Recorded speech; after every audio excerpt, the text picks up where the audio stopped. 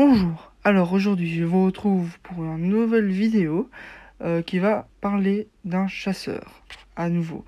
Ma dernière vidéo parlant d'un chasseur était sur l'X-Wing, donc la suite logique aurait été un chasseur TIE classique, sauf que non, ça aurait été trop simple pour moi, du coup je me suis dit, on va faire un chasseur TIE Interceptor, parce que franchement c'est un de mes chasseurs préférés de l'Empire, pas mon préféré naturellement. Bon, je dis naturellement, mais enfin, c'est un peu des conneries parce que c'est un très très bon chasseur et il faut se l'avouer. C'est juste que moi j'ai un petit préféré, il est pas forcément mieux, mais il a fait quelque chose dans le cœur et je vous en parlerai dans une autre vidéo. Ah bah oui, il faut bien garder le suspense, désolé, mais je vais pas dévoiler tous mes tours comme ça directement. Bon, sinon, je pense que vous avez bien remarqué, mais je ne fais plus de vidéos régulièrement comme avant. Donc j'avais dit à un moment, tiens, je vais en sortir une ce jour-là, une ce jour-là. Bon, ça c'était chouette pendant les vacances et pendant le confinement. Mais maintenant que les cours ont repris et que la vie courante a repris son cours, sans vouloir faire un mauvais jeu de mots d'ailleurs, c'est un peu plus difficile pour moi de respecter des horaires. Du coup, je me suis dit, je vais faire une vidéo quand j'en ai envie, j'en publie une quand j'en ai envie, et on verra bien comment ça se passera. Du coup, c'est ce que je fais pour l'instant. J'espère que ça vous plaît. Sinon, désolé, mais c'est comme ça. Y a rien à faire. Bref, je pense que ça fait assez longtemps que je vous tiens comme ça dans l'intro. Du coup, il est l'heure de commencer la vidéo. Mais avant ça, comme d'habitude, générique.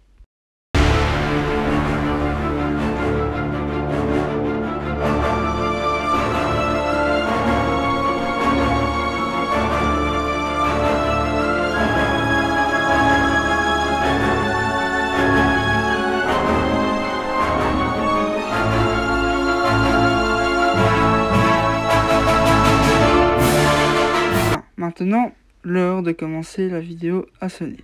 Donc, qu'est-ce que c'est que ce chasseur? Eh ben, il est bien plus mortel que le chasseur tailleux classique, mais ça, je pense que vous pouviez vous en douter.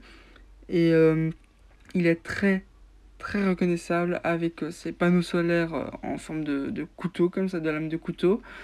Et ça a une raison pratique en fait, c'est pour que le chasseur ait une meilleure vue. C'est pour ça que y a un genre d'espace entre les deux panneaux solaires de chaque côté. Donc deux espaces entre chacun des 4 panneaux solaires. Bref, je ne sais pas si j'étais très clair, mais on va plus faire un truc dans la pratique. Si vous êtes dans le cockpit, le chasseur peut regarder à gauche et à droite, et ces panneaux solaires ne vont pas gêner sa vue. Voilà. Mais qu'est-ce que ce chasseur a vraiment de spécial? Eh ben, premièrement, il est beaucoup plus rapide. En effet, ces deux propulseurs à ion sont plus gros, plus costauds, on va dire, et du coup, il le propulse à une vitesse plus rapide. Donc ça fait de ce chasseur un énorme danger, en fait, et aussi le fait comment dire, d'avoir cette vitesse compense un peu le fait de ne pas avoir de bouclier et de ne pas avoir d'hyperdrive, ce qui bien sûr entrave sa défense énormément. Mais comme je vous l'ai dit, sa rapidité compense ce défaut, au moins un minimum. Sinon oui, je sais que je mets beaucoup de vues de cockpit, mais désolé, je trouve ça vraiment génial. Du coup voilà. Sinon, maintenant, à propos de ces blasters, de ces tirs en fait, et tout simplement, il a 4 blasters, 4 canons on va dire. C'est 2 fois plus qu'un chasseur TIE normal, peut-être que vous le saviez déjà, et ça compense donc énormément, de nouveau, sa manque de défense par sa capacité d'attaque surdéveloppée. Et donc, en fait, ces qualités font de lui un chasseur parfait pour chasser les autres chasseurs. Il y a beaucoup de mots chasse dans cette phrase, mais les termes sont corrects. Donc, je vais reformuler. Le TIE Interceptor est parfait pour attaquer et détruire et chasser, du coup, les chasseurs rebelles comme le X-Wing le Y-wing, le B-wing, le A-wing et tous les wings de l'alphabet. Du coup, franchement, c'est vraiment en fait l'avion de chasse, on va dire, dans le monde réel. Et rien que ça fait que ce chasseur TIE est génial et est le préféré de beaucoup de personnes. Et en fait, le fait que ce chasseur soit si redoutable, montre aussi le fait qu'il soit cher, et du coup la décision de l'Empire de placer uniquement sa meilleure pilote dans ce chasseur-là peut être compréhensible. En soi, bon, c'est vrai, ça coûte cher, forcément, t'as pas envie que ce soit facilement détruit, et du coup, un bon pilote peut empêcher cela. Mais, de nouveau, c'est une erreur, à mon avis, de l'Empire que de regarder ses coûts. Mais bon, soit. Ce chasseur, le TIE Interceptor, vous l'avez sûrement déjà vu, et plus d'une fois. Notamment, en fait, pendant la bataille d'Andorre. Je sais pas si vous vous rappelez, mais quand ils réalisent que c'est un piège, qu'ils sont tombés dans le piège de l'empereur, etc., et il y a tout d'un coup une flotte et des chasseurs qui apparaissent dans le champ de vision. Les chasseurs que l'on voit directement sont les chasseurs TIE Interceptor. Voilà. Mais il y a également dans Rebels, je ne sais plus exactement quel épisode, je ne sais plus exactement l'histoire.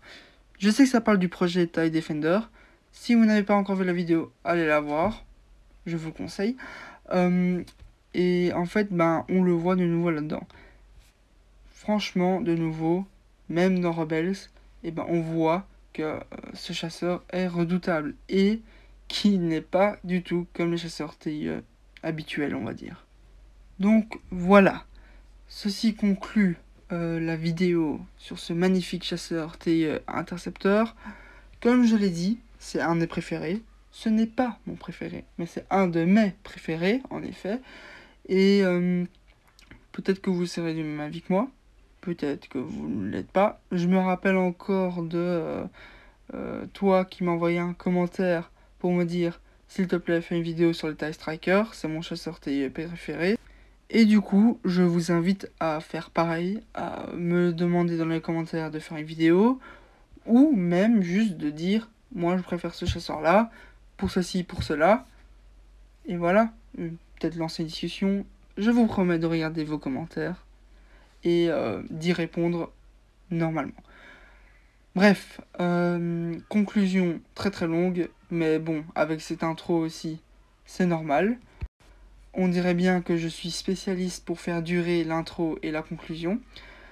Mais j'espère que le contenu est aussi bien. Bref, il est l'heure de terminer. Je vous dis à la prochaine. Profitez de mes vidéos. J'espère que vous les appréciez autant que moi j'apprécie de les faire. Au revoir. Que la force soit avec vous à jamais.